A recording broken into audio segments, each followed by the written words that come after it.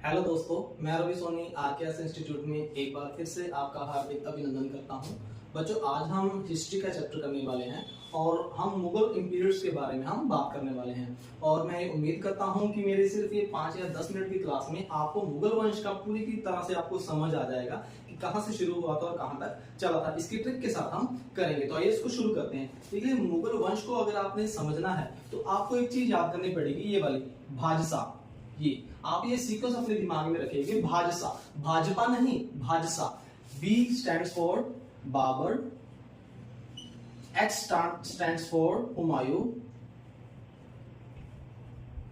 A stands for Akbar, J stands for Jahangir.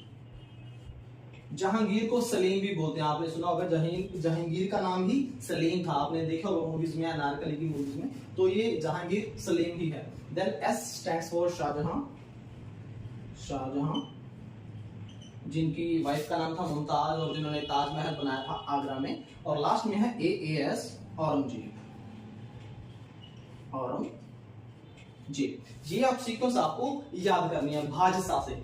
20 Babar, Humayun, Akbar, Jahangir, Shahjahan और अकबर, औरंगजेब। ये इनके जैसे वंश था बाबर से। बाबर ने जो है अपनी जो शुरू की थी लड़ाइयां, जैसे इसने लड़ाई करी थी सबसे पहले बाबर ने पानीपत में 1526 में इसने लड़ाई की थी और तब इसने वो जीत लिया था। और 1526 से लेके 1530 तक इसने दिल्ली पर राज किया था। देन हुमायूं, इसी का बेटा आता है हुमायूं। हुमायूं ने जो है ना राज किया था 1530 से लेके 1540 तक और 1555 से लेके 1556 तक इसने जो है ना राज किया था।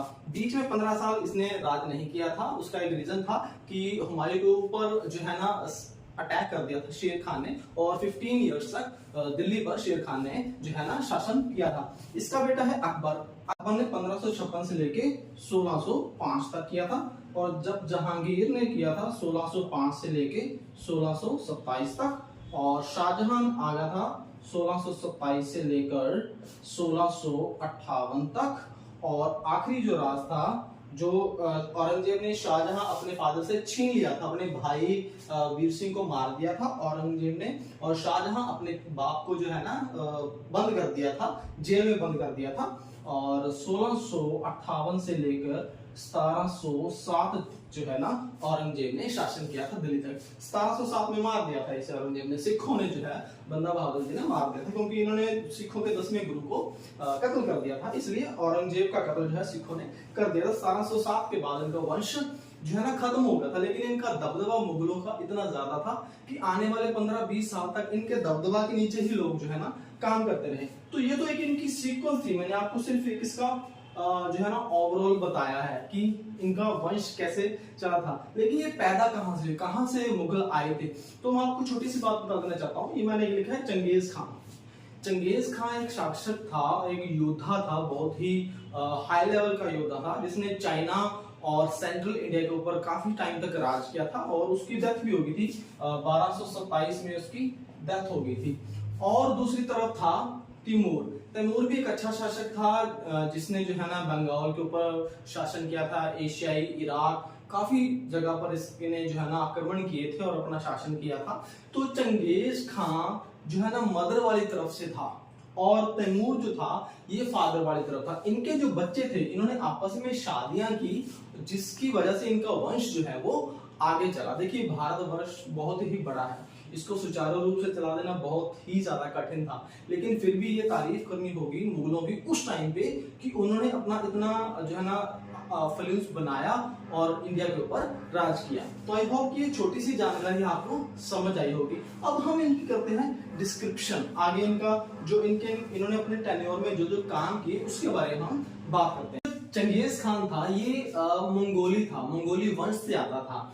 लेकिन जो ये मुगल थे इनको मंगोलिया कहलवाना अच्छा नहीं लगता था, इसलिए इन्होंने मंगोलिया शब्द को डिलीट कर दिया और अपने आप को मुगल साबित करने में वो लग गए। तो वहां से मुगल वंश की शुरुआत हुई। अब जब मैंने आपको बोला कि बाबर जो है ये एक सेंट्रल पॉइंट है।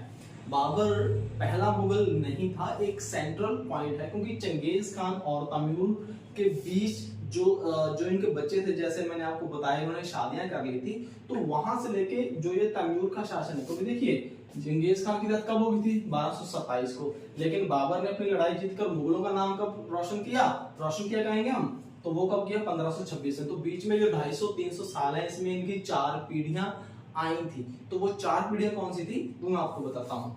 सबसे पहले इनकी लिस्ट में आता है मीरन शाह, ये फर्स्ट लिस्ट में आता है। उसके बाद आते हैं अबू साइद,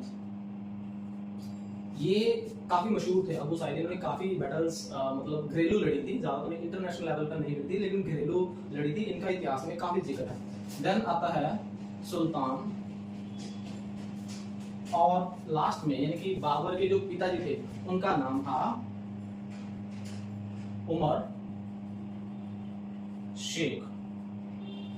तो ये आपने ध्यान रखना है, मोहम्मद, तो ये आपने ध्यान रखना है। बाबर के जो एंसेस्टर थे, जैसे उमर खान इनके पिताजी थे, सुल्तान मोहम्मद इनके दादाजी थे, अबू साइद इनके फादर साहब थे, और मीरन शाह इनके बाप थे। तो ये वंश था इसका, बाबर का जो बड़े थे।